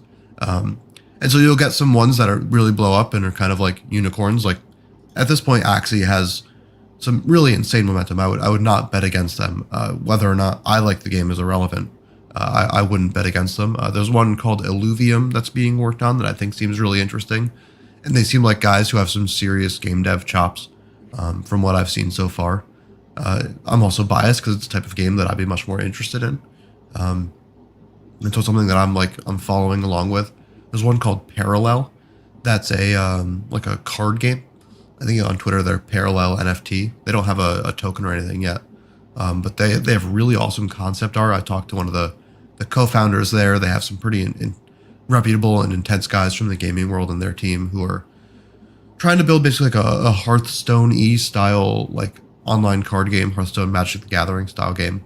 But I think a lot of them are going to fail. A lot of them are going to flop. But over I think in 10 years, most big video games will probably be incorporating blockchain. It's just going to be really hard to make the right bets to know which ones that is and what to bet on. Gotcha. Talking about Matt with Josh Hart reminded me another shout out to Jamie, who we bumped into in Brooklyn on Friday night. Jamie is Brian Scalabrini's agent. He's the one that had reached out to us about getting Brian on Club Top Shot. He's literally at the table next to us at the Other Half Brewery in Brooklyn, and walks over and introduces himself to us, which is a pretty fun moment of being out in the wild in Brooklyn. Yeah, and we got into a fight because Andy's an ETH maximalist, and his friend loves Ripple. Yeah. That was really funny. Well, we're just having Jack's over there talking to him, and having a normal conversation at our table, and Jack's like, "Andy, get over here." And I'm like, "What?" I walk over, the guy's like, "Ripple, man. Oh yeah, XRP is the future." And I was like, "Yeah, I don't know." That's called a social rug pull right there. Come over here and talk. Jack rug pulled me from a conversation. My other friend, I don't know if you saw that. I know Jack was with me when this happened, but Andy, did you see this? Where I'm like absolutely hammered at this last bar we went to. I look over my shoulder and it's Top Shot Fund's punk mural over my head that I'd seen him post about. And I'm like, what are the odds that of all of Brooklyn that this is it's right there, which was pretty funny to see that out. Where were you guys? What, do you know what that was, Jack? No, Clay took us. It was a bar that you could see the city from the rooftop. There was a gym right next to it. I don't know what the name was. Actually, I think I bought a round. Let me check. Hold on. Yeah, I'm bummed I didn't stay longer, but based Wait, on I thought- my state on Sunday, I'm also glad I didn't. I think it Here probably we would have go. been Pete, I a bit thought even Nick. worse. Yeah, Oh, Berry Park. Berry Park is nice. Yeah.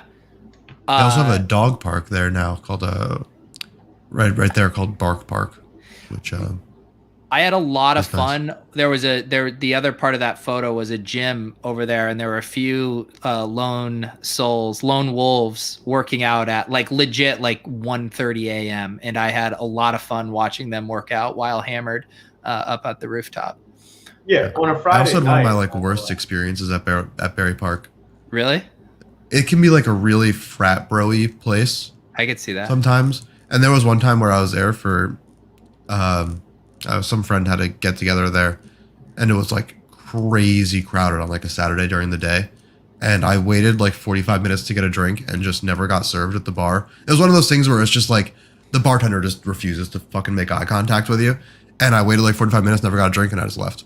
I just Irish If you exited the want- bar. I was like, I'm done with this. If you want the $1 billion idea, that was I never did it, but for anyone listening, like I don't get why bars don't have Starbucks, but for alcohol like that. When I was in Dublin for St. Patrick's Day, the same shit. It's like an hour to get a drink. I don't necessarily mind waiting the hour. It's just like if my whole squad's in the corner over here, we're having fun, joking around, talking. Like I just don't want to have to go by myself, wait in line for an hour. I would much rather wait an hour 15 and place a drink order via my phone. Why does that not exist? Yeah, agreed.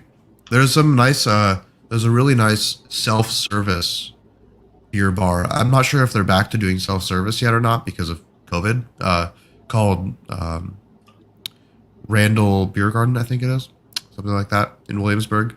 It's a good time. And they have like just a bunch, I don't really remember what the system is where you pay for your self-service beers, but you just like go up to a tap and serve yourself. Yeah. That's pretty nice for when you're there on a busy day. All right. Game tomorrow night. What are the picks here before we head out? I got to rip a finals pack actually. That's not true at all. A playoff pack. Sorry, excuse me. I think the Bucks are going to win tomorrow night, and we're going back to Phoenix 2-2. I hope that if you're watching and you got the trip to, I assume they already submitted their +1s, right? Yeah, I'd see another email that isn't coming our way apparently. Shit. Well, if your +1 cancels in my phone, I would love to go back. Andy, who do you got? I think the Bucks will win. Tied up 2-2. I hope that's the case. So I'm picking with my heart, not my head. All right, guys. I know it's been a little bit more of a mellow show here. Andy a bit under the weather. Pete and NBL doing everything they can, but it is time to open up some packs. Yo, what up? It's DJ Pete over Zat. Welcome to the club. We didn't think things were gonna get popping tonight, but it's about to get lit. Behind door number 2, it's a 3-pointer. 13-25, Kevin Durant. Pass go. We're gonna get a LaMelo. We're gonna get a Luka. We're gonna get a LeBron. Click the reveal. Let's go. God damn it! I don't need another layup. To the window. To the wall. The De'Aaron Fox stripped down my ball. 293 assists. Everybody get their drinks. Let's get a cheers tonight before we open up these nice packs. Cheers. We got our waters. We got our water. Guys, this is what happens when we were all drinking all weekend long. So we got to recover here. All right, Jack didn't even need me to explain how to share audio. Congratulations, Jack. Look at the collector score. Just popped over 0-2 with my CP3 challenge. I got 259, and I was thinking about selling off like some of these, but I was lazy. And then I did some buying, as you can see. Got my quickly MGLE, as I said I would. And shout out to all the freaking idiots who thought that the Hawks were going to beat the Bucks in the series once they went up 1-0. catch all these moments on that. So utility, gambling, Top Shot moments. Shit's going down. Jack, how much of these are you're collecting because you're a true fan, and how much to keep the haters at bay so that you can keep tweeting about Top Shot, and then they go look on the blockchain and see you've also been buying? So it was crazy that quickly. MGLE, first moment I bought in over 2 months, which is nuts. Yeah. If you were to go like 3 days without buying a moment and you were tweeting about Top Shot in the bull run, you were considered a fraud. I'm going to the National Card Show in Chicago. If anyone's going to be there, let me know. At the end of the month, I haven't bought a sports card in, I don't know, 6 months or something, and I sold off a bunch of them in March. Like, I don't know if you necessarily have to be super active. And we talked about that at the height of Top Shot. I was like, it's okay if you're not buying and you're not selling, you're not in a pack drop, you're not like constantly engaged with the product. Like, that is very healthy. So I did buy something. I personally do browse the marketplace every day. Like, I like tracking potential buys because I sold the KD, run it back, and I may splurge back in. But once again, how we all feel, if it's going to be lower tomorrow, it doesn't make a ton of sense to buy today. With that being said, NBA playoffs time. Let's have some fun. Let's do it. Is this a walk-off pack, Jack? Sure. Yeah. If no one else is a pack, we'll see you in 2 weeks. Yeah, guys. Another PSA. We'll be taking a week off next week. You can fill your time playing on Underdog Fantasy, our sponsor. Shout out to them. Shout out to you guys in the chat. Whether you want us talking about Top Shot, whether you want us talking about something else, we appreciate you. All right, nonetheless. The people want 2 packs, so we can still walk it off, but we'll do 2 packs. I have a second pack to do. All right, we'll do a second pack after. Man of the people. Man of the people. Remember Beeple? Beeple's dead. Yeah, where's Beeple? He's bathing in money. Yeah. I would have sailed off into the sunset too. Yeah, I don't blame him. So we got a little Boban moment assist from Luca. You guys see the video of Boban working on a farm during the offseason? No. There's your new NFT project, Boban on the farm. 37,178, Goran Dragic. Let me be clear to people. This should be worthless. That's all I have to say on that. Like, I feel like there's this misconception that because the high mint count that like everything should have value. Like, no, this should not be worth shit. Anyways, we move on. Ooh, Ben Simmons 3-pointer. Seth Curry. I was at this game. Wow. Oh, baby. Cool. How many playoff games have you been to this playoffs? 3 Knicks games, a Sixers game, 2 finals games. So I guess 6 games. That's nice. That's nice. All right. View my progress. Found a challenge requirement. Stop trying to goat me into doing challenges, Top Shot. Because I'll do it. You know that. All right. Let's open up one more pack. Why do I still have a hustle and show? Like, what are these packs? We're still saving this for I think Cuban. we know what the packs are. Do we? Like, but why are these purple? That one's pink and purple. These ones are green. Like, all the Series 2 release up to 32 is green. And then they were like, fuck it, let's go blue. I have no idea. All right, what's the chat voting for? I'm not looking at the chat. Anyone? The chat hasn't said anything yet. Chat, damn. RIP the chat. All right, fuck it. Then let's go. I like this, the pink and the purple. Okay. What can I pull here? Like that. Maybe a solid LaMelo. Yeah. Like, that's totally something. See all this dead space right here, over here, big black screen. Like, it should be listing like, here's what's still in the fucking pack, so I know what I'm looking for. Like, the most valuable moments in the pack, or the coolest moments in the pack. Like, why is this shit not happening? All right, we go on. We go on. Freddie! Let's go. Little FVV action. That's what I'm talking about. Career high 54 points. And this was on February 2nd. This was like in the peak of Top Shot getting heated up. Fun days. Ooh, 821 PJ. Doge. I'm gonna have to go slip on my That was PJs. nice. It's getting late. All right, here we go. Oh, a Top Shot debut badge. Here we go. Is that the Final French moment. pronunciation? Yeah, I told you. That was wild. Okay, ooh. Lemesius ball. Here we go, baby. TJ. Oh, let's go. Wow. Could he make the layup? Wow. All right, that's it. All right, guys. Good, everyone. Thank you for hanging out. Thank you to Andy for having his, the Michael Jordan of Delaware flu game tonight on Underdog Fantasy. Jack Settleman, thank you for everything you do for this community. Au revoir. We will see you guys in 2 weeks. In 2 weeks. You guys are what make Top Shot cool. We'll catch you on Come the to flip. Vegas. Yeah, come to Vegas.